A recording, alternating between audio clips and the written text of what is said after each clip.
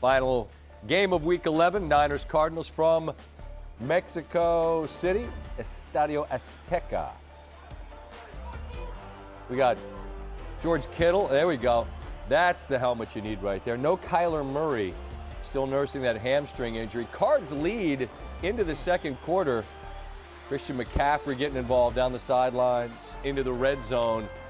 Later in the drive, it's 3rd and 5. Brandon Ayuk. Looked like the second or third option for Garoppolo. He finds him, and he is just getting his touchdown night started. Nuke Hopkins, feed him. But he gets up and says, I got you, and I got you, and he got a flag for 15. That seems a bit much. Hopkins was talking with the officials, I guess trying to figure out just how far can you go before you get penalized. McCoy looking for James Conner out of the backfield, off his hand, and it's picked by Jimmy Ward, ruled down by contact.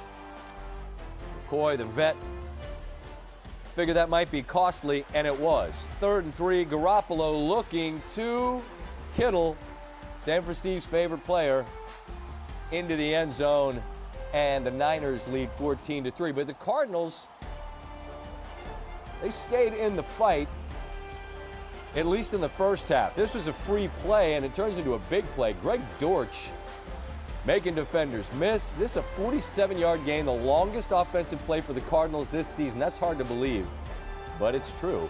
Drive continues. Connor plows into the end zone, and it's a 14-10 game, and we have a game. And then we didn't. It's a 17-10 lead. This is the scheme and the play design and the weapons and the options that the Niners have that make them dangerous. There goes Debo. Samuels, it's his turn to dance in the end zone. The GM, John Lynch, can celebrate. And this is a game played at 7,000 feet, so some oxygen is helpful. Elijah Mitchell, he's back after he got injured week 1. Missed weeks 2 through 9. It's not just McCaffrey in the backfield. There's Ayuk again on 2nd and 10. Into the end zone. I think he had 2 catches on the night, both for touchdowns. And the lead is growing. They're not done. About 10 minutes to go. Beautiful play design to get Kittle out in space. And here you've got one Cardinal, you got another Cardinal, you got another Cardinal, and people just got the hell out the way. It's 38-10, and it's a second-half shutout for that Niners defense. Garoppolo 4 touchdown passes. Niners remain unbeaten in the division. They've outscored the NFC West opponents by 80. The best mark of any team against a divisional opponent this season. They're now the first team to win their first 4 division games by at least 15 points in 15 years. It was the 2007 Patriots. Ryan Clark with us Monday nights. Long day ends with us. San Francisco has all these dangerous weapons, man. You're shaking your head. I guess if we're to list the weapons in terms of like what's the order or how right. They use them, how they prioritize them, it could be really anything. Yeah. What do they have to work with? You know what? It's not even about the order. You mentioned Elijah Mitchell, and when spoken to at the halftime, Kyle Shanahan said, I'm trying to get him the ball. We just have so many people. And Lisa Salters was like, well, that's a problem that a lot of teams would want to have. But the thing that Kyle Shanahan does better than anybody, he's the puppet master. He makes sure that you get the football to people in spaces where they can make plays. Everything about this play is going to say run front side. We're going to go here. We're going to move here. We're going to block down. And everything is going to say that Jimmy Garoppolo is going to open up here and hand the football to Elijah Mitchell. But what the puppet master does is he gives you things to look at, and then he takes them away and shows something different. You're going to see the cut split right here by Debo Samuel. So we're going to get him around on the reverse. Tyler Kroft is going to go down here, swing back around to be the lead blocker, and we're also going to get Trent Williams to block down and get out, followed by the guard. So when we start this play, it's going to look like a simple front side run. You see the front side run or back side. Now we get the reverse. Now here is where you have problems. If you have Trent Williams out in front of you, he's scared. That guy that's running from Trent Williams is petrified. And then we're going to see as we're going down the field right here, if you get in this position, Budda Baker, one of the best safeties in ball, if you have to backpedal on the run, When it's not a pass, that is not the position that you want to be in with Brindle breathing down your neck. And you're going to see he's going to get pancaked. Deebo Samuel gets it to the end zone. That is not a good day. But it's Kyle Shanahan once again diagramming and showing you ways to get playmakers the football. We're going to get an all-out blitz. Going to come off the edge here, come off the edge here. So what you're going to see is they're going to be in zero coverage on the back end. This guy has the back. Outside receiver, inside receiver, outside here. And so what we're going to get is Kyle Shanahan once again understanding how to create space. We're going to bring Christian McCaffrey away, so that's going to pull the middle linebacker. We're going to go slant here in zero. That's going to take Budda Baker away. And what happens that's so smart is Brandon Ayuk understands I have to come flat here so I can beat Marco Wilson across the face, get the football. Now it's about run after the catch, which the San Francisco 49ers do better than anybody in the entire NFL. Catches the football, gets it to the end zone, 2 catches, 2 tutties. Now this is one of my favorite plays of the night. We're going to get total buy-in by everybody on the field. Block down Deebo Samuel. We know you got $70 million. Block down Brandon Ayuk. We know you're a first-round draft pick. Get out here and let's lead because we know Trent Williams is the most athletic player on the field. Get the fullback in front, get Christian McCaffrey behind him. I used to play Bill Walsh college football. I'm not sure if you played this game. And if you had Bo Jackson with the 1983 Auburn Tigers, if you ran student body left, you would score 100 points. And this is exactly what's about to happen. We're going to get student body left on the toss. And again, look at my dog Budda. Budda be hustling. He always in the play. And then they always trying to kill my dog with somebody bigger than him. This is not fair. Trent Williams puts hands on him. Now we see Christian McCaffrey get up to the field, get to the outside, the cutback. And Stanford Steve is still wishing that guy was running the football at Stanford because he remembers those days, and these days ain't been so bright for him. Not the best. But this San Francisco team, we showed sort of statistically how they're massive favorites now to win the West. The schedule favors them significantly as well. I think every single game's in the Pacific time zone. 5 of 7 are at home. I asked Troy this question. I'll ask you the same thing. In terms of a threat in the NFC, not for the West, they're favored there.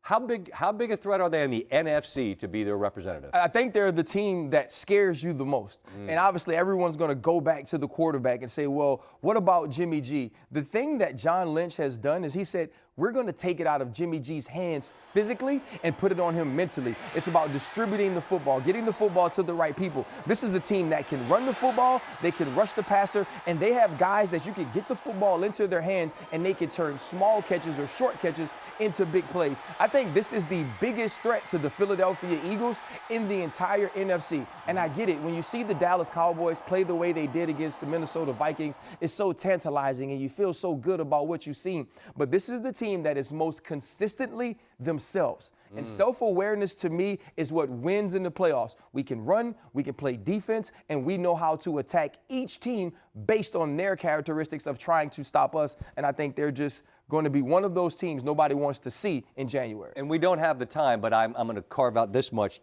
All we've done is talk about the weapons on offense. Yeah. This defense is hellacious. Yeah, it's another second-half shutout. I mean, how many times did we hear Joe Buck and Troy Aikman talk about DeMeco Ryans having an opportunity to be a head coach? It's because of what he's done with that defense. It's also the ways he moves these pieces around. He can rush when he wants to. Obviously, you understand at the with Fred Warner at the linebacker position, you have one of the best guys going sideline to sideline. To me, what he's done on the back end by being able to mix coverages and not just be that cover 3 team has really helped this team elevate what they do as far as pass coverage. I think this is one of the best defenses in the entire league. And if you get behind on this team, nobody wants to sit out there and try to block Bosa for 3 quarters. No, this week in the NFL, Week 11, was not a whole lot of artwork in the NFL, but there were a couple of teams, and the Niners are one of them, that put some stuff on tape to get your attention, I think, for sure. Absolutely. More to talk about a little bit later. A team that did not put something on tape to talk about, the Jets. That quarterback situation is not great. Okay, in the meantime, Coach Shanahan on what it was like to play in the electric atmosphere of Mexico City. Man, I love San Francisco, but if we couldn't be there, I would love to be here. This place is awesome. No, it's that was one of the coolest experiences I've been a part of. I mean, it was so neat last year going to playing in LA and seeing a whole red stadium and a stadium that wasn't yours, and then coming a lot farther to Mexico City and it being just the same. You know, we were told it might be like that, but it was even better than we expected. And everywhere I've gone in Mexico, we've been given love like that. And then to feel here in Mexico City, it was so cool. I didn't know exactly how it was going to be, but I mean, when they're booing the other team coming out and cheering for us, I mean, and we're this far away from home, I thought that was pretty special. And just coming in the hotel last night, our players felt it. You know, we've been in Colorado getting ready for this altitude and just focusing on that. And then we got here late last night, and you really started to hit us how special it was. Just walking in the hotel, seeing everyone, leaving to the game today, seeing the people on the streets, and then walking in that stadium. It was one of my favorite games to be a part of. Over here. It's similar questions about the Mexican crowd. Did you expect that? Did you expect the Mexican crowd, all the support and all the cheering on your team? And how did you receive that support from the spectacle you do, you offer for all the crowd? No, it was special. It really was. And it's, I mean, I go back to, I always talked about our Mexican fan base, that I noticed how strong they were when we went to New Orleans like 4 years ago. And I saw videos of them in Bourbon Street after we won and doing things like that. And then just every time I travel to see it and to come here, it was very special. And I was a little worried that with football not being here a lot, that they were going to cheer on third down a lot and stuff. And when we had the ball, which we normally don't like, but they weren't like that. They knew exactly what to do. They cheered at the right times, and it was a great football experience.